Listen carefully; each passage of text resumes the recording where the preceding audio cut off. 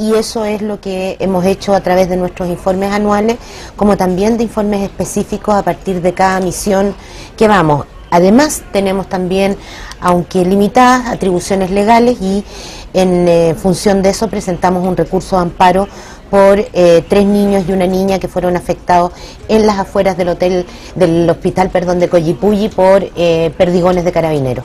Y con respecto a este trabajo que ustedes realizan, usted menciona que la presentan a las autoridades cuando corresponde, etcétera, pero ¿se presentan en qué casos? ¿Cuántas veces han presentado informes, por así decirlo? Ya está el recurso de amparo presentado, pero ¿en qué casos los han presentado? ¿Cuántos informes llevan para que la gente conozca un poco más sobre el tema? Lo que tenemos que hacer es recopilar información durante el año y una vez al año, al final de año. ¿Y esa información de dónde la recopilan ustedes? ¿Solo de las comunidades mapuches, de agricultores? No, nuestra primera información son la información estadística y la información que nos dan las autoridades y los funcionarios, digamos, de gobierno, pero también escuchamos a las comunidades y, como tú decías al principio, lo que buscamos es tener un panorama de todos los actores que están involucrados en una presunta violación a los derechos humanos. Eso se lleva a informe que a final de año se entrega al presidente de la República, al presidente de la Corte Suprema, presidente del Senado y de la Cámara de Diputados, en un acto que lo que busca es recomendarle al Estado cómo mejorar su accionar en materia de garantía y protección de los derechos humanos. ¿Y cómo está en este estado finalmente? ¿Cómo usted lo podría evaluar? Finalmente ya han presentado informes. ¿Cómo están estos actores involucrados? ¿Se podría hablar de algún resumen? ¿Cómo está la situación allá en la Araucanía? Yo creo que lo primero que hay que asumir aquí es que estamos ante un problema complejo y que debiera ser asumido como tal. Eso significa que una sola vertiente de acciones no necesariamente van a dar resultados. Es decir, poner, por ejemplo, el énfasis en políticas de seguridad o en la investigación policial, si bien hay que hacerlo, no quiere decir que sea el único camino, porque aquí lo que estamos viendo es que hay un problema estructural que tiene que ver con que en un mismo espacio el Estado chileno le ha reconocido derechos a las comunidades indígenas, a la vez que también les reconoce a el mundo no indígena a desarrollar, ¿no es cierto?, sus labores, ya sea de producción o de subsistencia. Frente a eso, el Estado tiene que resolver los conflictos que se dan, en algunos casos, por demora en los procesos, por ejemplo, de restitución de tierra, en otros casos, porque todavía no se llega a término con las investigaciones policiales que permitirían, ¿no es cierto?, identificar a quienes cometen atentados contra los pequeños parceleros. ¿Y cómo se puede lograr restablecer el orden público? Porque finalmente agricultores son atacados, hay predios que son finalmente invadidos, también, como usted lo comentaba antes, son los niños ahora los que están involucrados, lo vimos hace algunos días atrás, fueron atacados con perdigones en un allanamiento, y finalmente ambos lados luchan por lo que tienen o lo que deberían tener. Finalmente, ¿cómo se logra el orden público? Y también se lo pregunto porque este año se han triplicado los hechos de violencia comparados con el año anterior. Entonces, ¿cuál es la solución que se podría plantear? Además de conjugar varios métodos, usted dice ya, el gobierno decidió poner más fuerza policial, por ejemplo. ¿Cuáles son todas esas fuerzas que se pueden combinar y cuál, según usted y el instituto, podríamos llegar a una solución? Yo creo que hay que evitar caer en la tentación de creer que esto se resuelve en una semana o en un par de meses.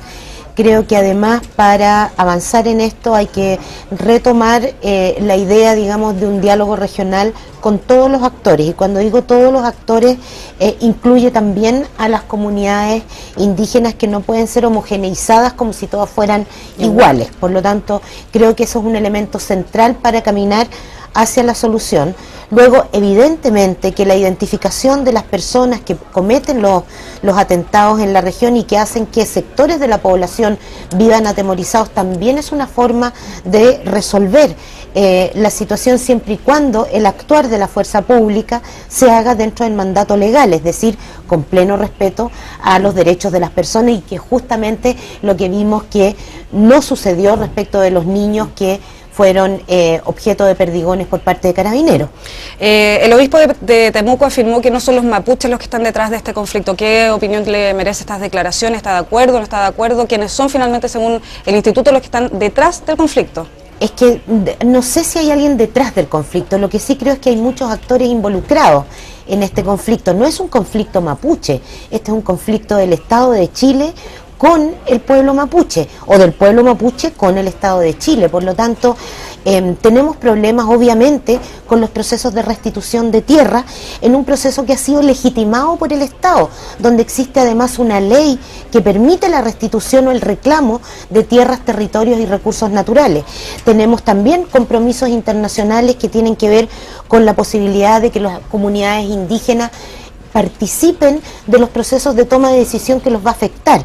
Esos dos temas que a mí me parecen fundamentales para avanzar en la solución del conflicto todavía están en proceso en el caso de la Araucanía, y por lo tanto, digamos, cualquier demora en eso también genera conflicto. ¿Usted cree que el gobierno de Chile, sea este gobierno, el anterior o los anteriores, tienen una cercanía con el pueblo mapuche? Porque finalmente quizás las personas que viven en Santiago nosotros los sentimos lejanos.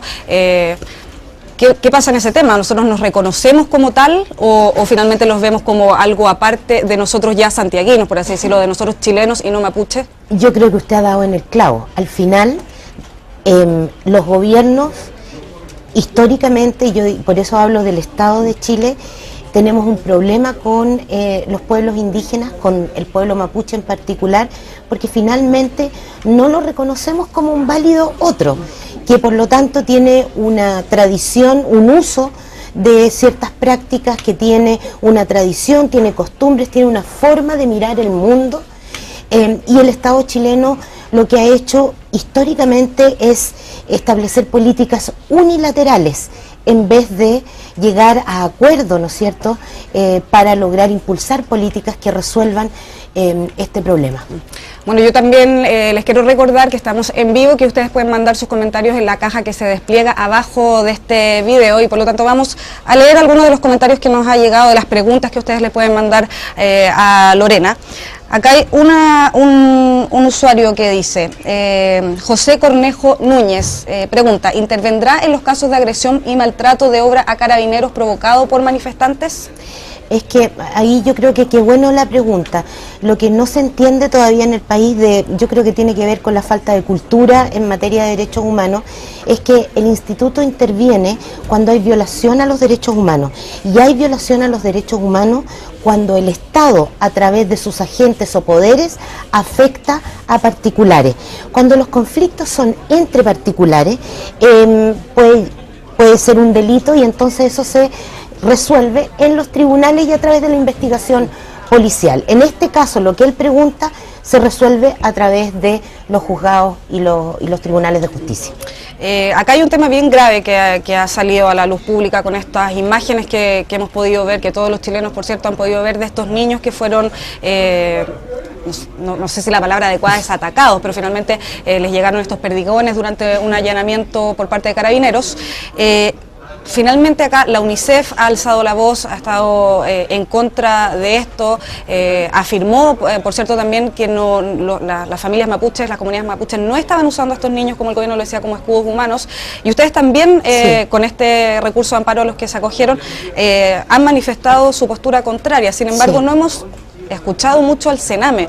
Finalmente la pregunta es, ¿han actuado ustedes tres, UNICEF, ustedes y el Sename en conjunto? ¿Hay mesas de diálogo? ¿Qué pasa con los niños acá? ¿Cuál es, No, yo no me he contactado, digamos, con el señor Melo, porque nosotros lo que hicimos es responder a nuestro mandato. Por supuesto, digamos que si hay espacios de conversación los tendremos. Sí, he conversado con UNICEF, están ellos en este momento con una toma, ¿no es cierto?, de la alianza territorial, justamente frente a la situación que está viviendo la Araucanía, y yo creo que hay que decir también que UNICEF ha suspendido el trabajo, digamos, con el gobierno, porque no tiene hoy día condiciones para seguir adelante con este trabajo.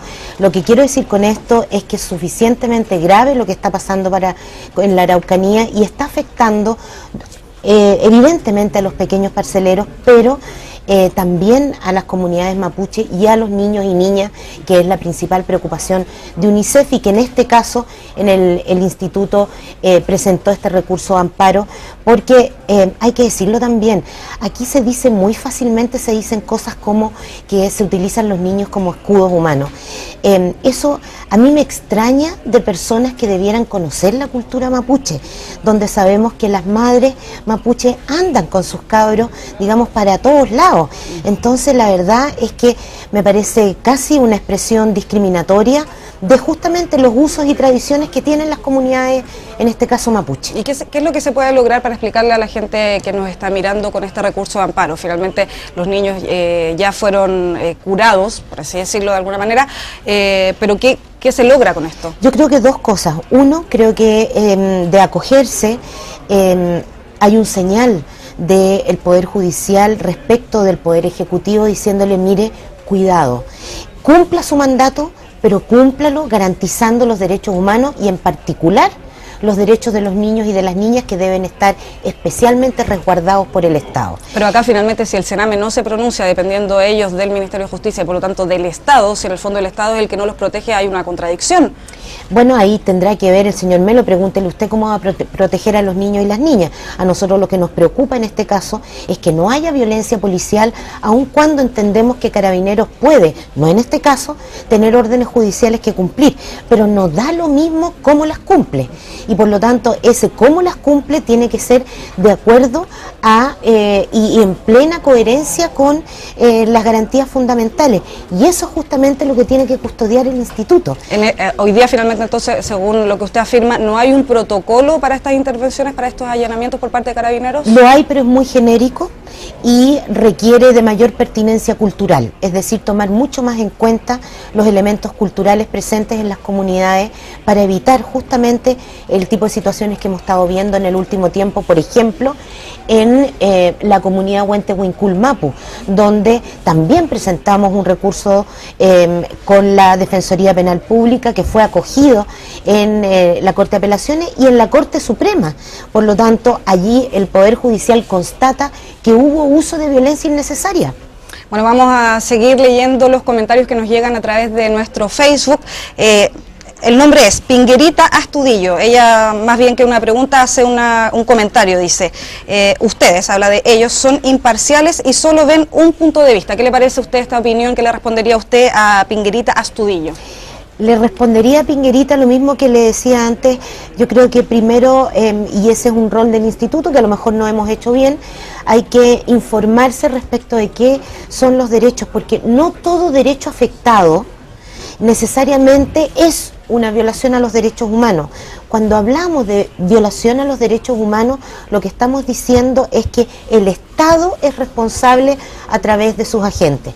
Por lo tanto, nosotros, en la medida, por ejemplo, de que los parceleros no tengan una investigación que permita llevar, ¿no es cierto?, a identificar a quienes cometen esos delitos, sí podría haber una violación a los derechos humanos en términos de acceso a la justicia de los pequeños parceleros. Si no, no es una violación a los derechos humanos. No lo digo yo, lo dicen los tratados internacionales, lo dice el derecho. Por lo tanto, ese es un elemento que vamos a tener que incorporar en la cultura chilena. Bueno, vamos a seguir con las preguntas, las opiniones. Un poco parecido a lo que usted nos explicaba recién. Emma Espinosa pregunta, ¿qué hay de los derechos de la gente del campo a vivir y a trabajar sin temor y sin saqueos? Por cierto, y el temor es quizás una de las cuestiones más terribles que uno puede vivir en el día a día. O sea, veamos la realidad, hay muchos campesinos, muchos agricultores que están abandonando la zona porque ya el temor los obliga a salir de ahí. Están tratando de vender hace un año las parcelas allí y obviamente nadie las compra. O sea, nosotros condenamos absolutamente los hechos de violencia y es más, hemos llamado a la policía, en este caso a Carabineros, a agilizar los procesos de investigación, porque no puede ser que en el tiempo que llevamos no haya ninguna pista o no sepamos nada respecto de quienes han cometido estos hechos, que por cierto, por la presunción de inocencia no nos puede llevar a decir automáticamente que esto son las comunidades mapuche. Ellos lo desmienten, por lo tanto habrá que esperar y confiar en que la policía y los tribunales de justicia cumplan con su función. Bueno, el gobierno también ha tomado medidas. ¿Qué le parece a usted el envío del ex fiscal Peña a la zona? Poco prudente, me parece. ¿Por qué? Porque yo entiendo que el fiscal Peña, el ex fiscal Peña, es hoy día un funcionario de gobierno y por lo tanto no tiene ninguna inhabilidad para ir a la zona. En ese sentido, digamos, el subsecretario del Interior decide, digamos, los cursos de acción, el ministro del Interior también. Sin embargo, me parece que el fiscal Peña es una figura cuestionada que por lo menos para un sector del conflicto no genera garantía. Y en el día de hoy a mí lo que me gustaría es que las personas que se involucran en la posibilidad de entregar soluciones fueran personas que más o menos dan garantía a todos los actores. Bueno, Lorena, para ir cerrando la entrevista, me gustaría saber cuánto cree usted, en cuánto tiempo se podrá resolver este tema, que tiene bastante preocupados a todos los chilenos, sin lugar a dudas. ¿Cuánto hay que esperar? Yo creo que depende, ojalá que vayamos avanzando en la identificación por lo menos de quienes cometen los hechos violentos. Yo creo que eso ayuda y da certeza a las personas que han vivido estos hechos. Creo que hay que avanzar rápidamente en los procesos de restitución de tierras que aún están pendientes, que eso también baja los niveles de conflictividad, y creo por último que hay que convocar a todos los actores que estén por una solución política y pacífica a la región para conversar y redefinir, digamos, marcos de acuerdo para una convivencia futura. Bueno, muchas gracias por habernos acompañado y por supuesto yo los dejo invitados a que revisen esta entrevista en la página de EMOL y EMOL TV y nos vemos la próxima semana. Chao.